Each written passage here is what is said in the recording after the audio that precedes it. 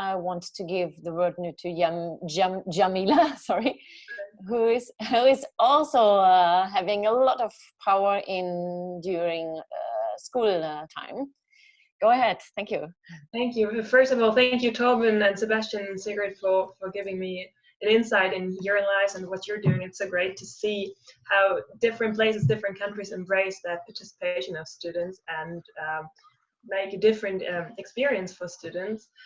I was titled an ambassador for a new learning culture, which is kind of funny because I'm not in school anymore. I left school last year, or I graduated last year, but still it is kind of a hard issue for me to propose that schools can work differently and to talk a bit about my experience in the school I went to that did everything differently. And I wasn't sure if it makes sense to prepare a presentation for 6 minutes, but I did because I thought it might be interesting for you to get some impressions. So I'm trying to also share my screen now. Okay, so like I said, my school took a different approach on learning because the UNESCO actually proposed to all schools around the world. I don't know how schools look around the world everywhere because I've been to some countries, but not to every single one. But I know that many countries want to improve their schools, and the UNESCO proposed that learning nowadays is not solely about learning knowledge, but it's obviously learning to learn, which is important, but equally important is learning to live together, learning to act, and learning to be. Maybe some of you have heard about that, but if not, those are the 4 pillars officially gone out to every school because they have to focus on all 4 of them. And my school that I went to was actually taking those seriously. It was the Evangelical School Berlin Center, or EBD2020 in German, in Berlin, just for if someone is interested in looking that up. And they took it very seriously and said, okay, we are going to make a new concept in school that focuses and embraces all of those 4 pillars equally. So the first one, obviously, learning to learn, very simple. We said, okay, well, let's make sure learning is completely self-organized by students, because we have to learn how to obtain knowledge. Nowadays, you get knowledge from everywhere, so you don't need to memorize it all by heart, but actually it's more important that you know where do you get it from. How can you learn? What type of learner are you? Can you listen well? Or is it better if you write something down? Or what type of learning is suitable for you? And the way we did that was in learning offices. It was just a room with the material, and every morning we could choose as students when we came, what subject do I want to learn in? I could set the pace for the learning, and of course collaborate with everyone else there. And the teachers, because they did frontal teaching, also had a different role now. They were actually our coaches, sitting next to us, doing personal talks with us, and making sure that we are setting the right path for ourselves, and if we needed help, we could consult them, but they were not the ones telling us what to do and when to do it. And of course, in learning labs, we could collaborate with each other and use social media or electronic devices.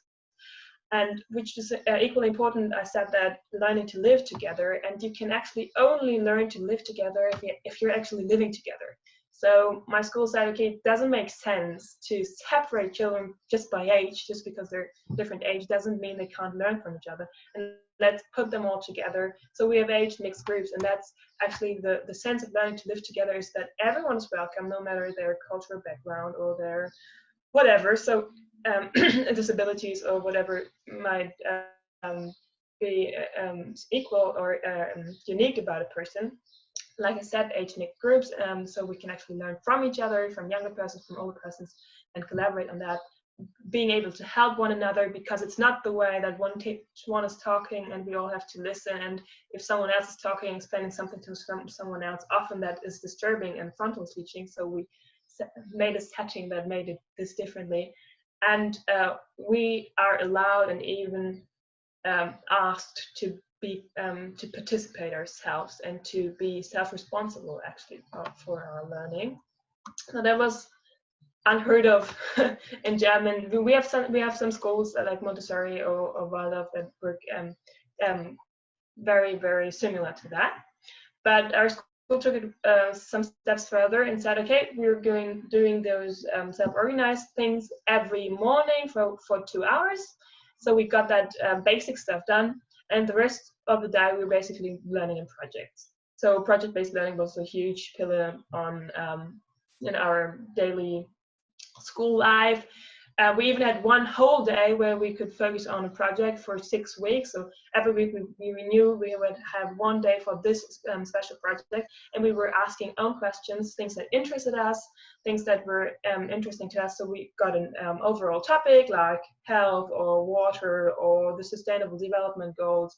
And then we could focus on what is it that interests me personally in that topic. We could form small groups and then start the research. We could visit people, experts, do interviews, do questioning on the street, or whatever we wanted to do regarding that project. And in the end, we did a product that basically showed and reflected on what we've learned. For instance, one group once did a project about fair trade, and then they made their own fair trade chocolate and sold it and did research about it, wrote a small book about it, a pamphlet and everything. So and in the end they also did an exhibition, and there is a lot you can learn during a project while participating in it, not just reading about it, learning about it, but actually trying it out yourself.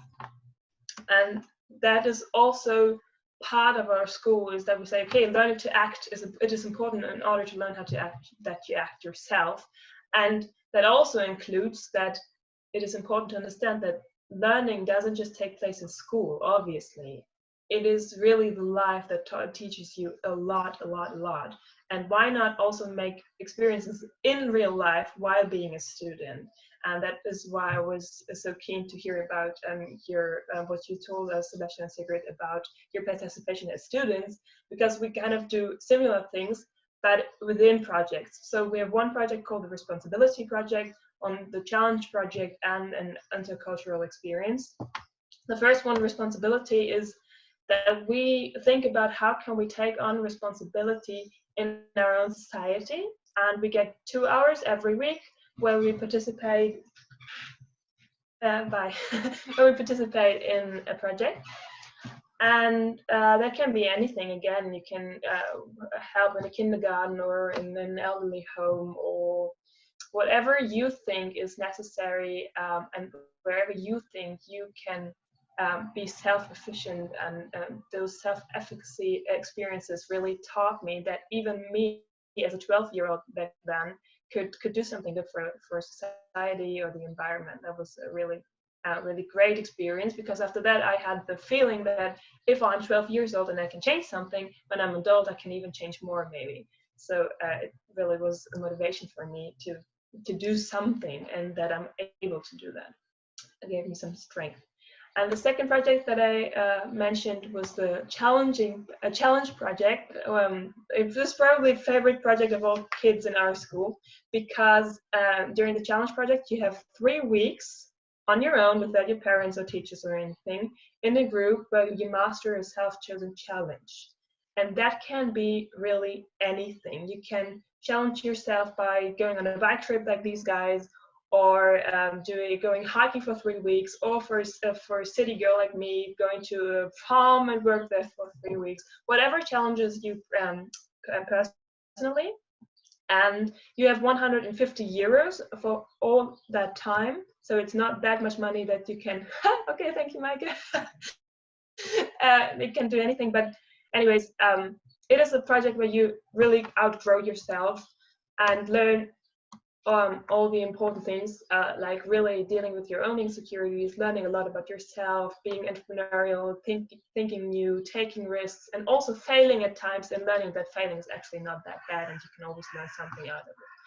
And the last one, Intercultural Experience, I think I don't have to say too much about that. It's just 3 months abroad for everyone, this time not in a group, but alone, also participating in an ecological or social project, to really get the sense of what it means to be foreign, and that different cultures are not better or worse, but actually just different, and it's important to learn a bit about that. So I also wrote a book about it when I was 14 with 2 other girls, because we thought it was important to make sure that students get a say in how school can be and how school should be. And there's some books about our school and about the system. So there's really a movement going on, and this movement is now called Schools in Transformation, to really make sure that the schools are transforming. And I will finish here. Thank you, Mike.